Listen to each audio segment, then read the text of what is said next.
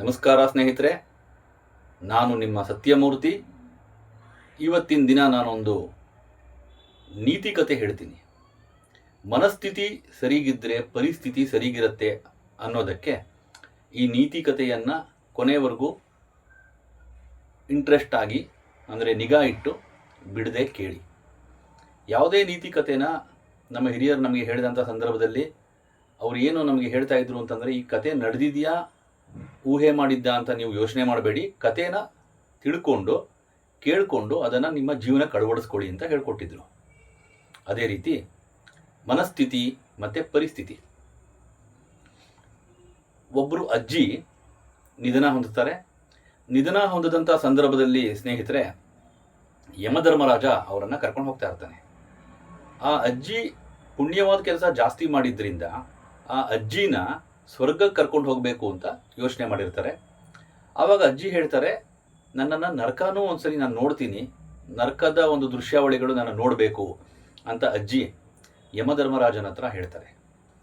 ಆಯಿತು, ಅಜ್ಜಿ ಸ್ವರ್ಗಕ್ಕೆ ಬರತಕ್ಕಂತಹ ಒಂದು ಕೆಲಸಗಳನ್ನು ಅಜ್ಜಿ ಮಾಡಿದ್ದಾರೆ ಅಂತಂದಮೇಲೆ ಅವ್ರು ಹೇಳಿದ್ದನ್ನು ಅವರು ನೆರವೇರಿಸ್ಕೊಡೋದು ಅವರ ಒಂದು ಕರ್ತವ್ಯ ಅಂತ ಭಾವಿಸಿ ಅವರನ್ನೇನು ಮಾಡ್ತಾರೆ, ಅಜ್ಜಿನ ನರಕಕ್ಕೂ ಕರ್ಕೊಂಡು ಹೋಗ್ತಾರೆ.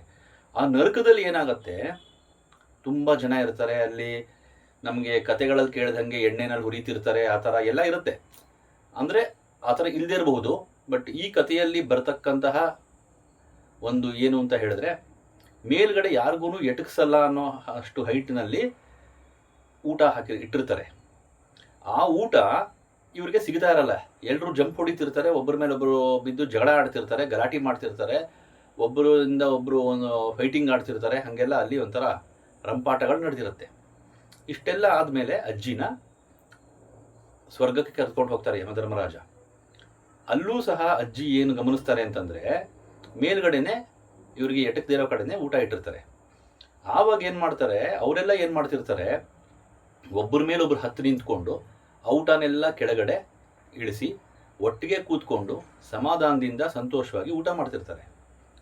ಸೊ ಇದರಿಂದ ನಾವು ಏನು ತಿಳ್ಕೋಬಹುದು ಅಂತಂದರೆ ಸ್ನೇಹಿತರೆ, ಪರಿಸ್ಥಿತಿ ಏನೇ ಇರಲಿ, ಆ ಪರಿಸ್ಥಿತಿಗೆ ನಮ್ಮ ಮನಸ್ಥಿತಿನ ಹೊಂದಿಸ್ಕೊಂಡು ಆ ಪರಿಸ್ಥಿತಿನ ನಾವು ಚೇಂಜ್ ಮಾಡೋಕ್ಕಾಗದೇ ಇರತಕ್ಕಂಥ ಸಂದರ್ಭದಲ್ಲಿ ಆ ಪರಿಸ್ಥಿತಿಗೆ ನಮ್ಮ ಮನಸ್ಥಿತಿನ ನಾವು ಹೊಂದಿಸ್ಕೊಂಡು ಜೀವನ ಮಾಡಿದ್ರೆ ಜೀವನ ಒಂದು ತುಂಬ ಚೆನ್ನಾಗಿರುತ್ತೆ ಅನ್ನತಕ್ಕಂಥದ್ದನ್ನು ಈ ಕಥೆಯಿಂದ ತಿಳ್ಕೊಳ್ಬಹುದು.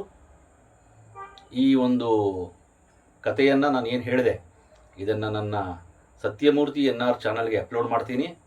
ಎಲ್ಲರೂ ಇದನ್ನು ನೋಡಿ ಕೇಳಿ ಶೇರ್ ಮಾಡಬೇಕಾಗಿ ಈ ಮೂಲಕ ತಿಳಿಸುತ್ತಿದ್ದೇನೆ. ನಮಸ್ಕಾರಗಳು ಸ್ನೇಹಿತರೆ, ಧನ್ಯವಾದಗಳು.